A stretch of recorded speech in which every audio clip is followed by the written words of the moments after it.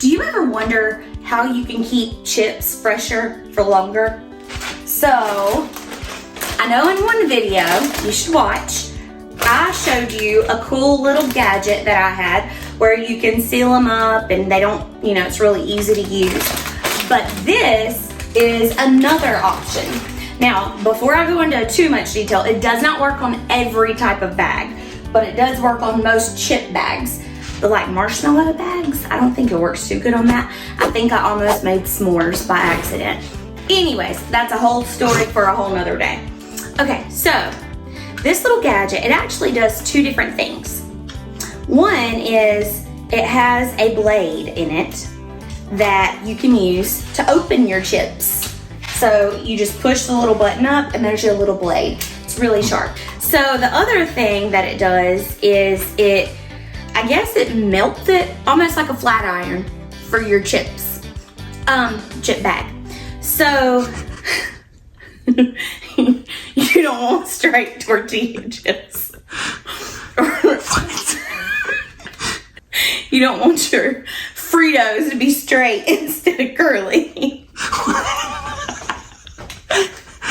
or your Cheetos to be straight instead of... I'm just gonna stop.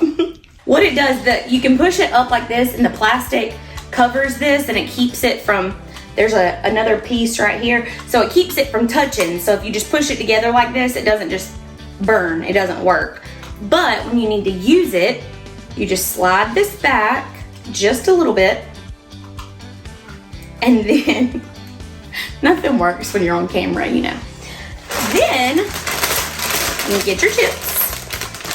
And this is so cool.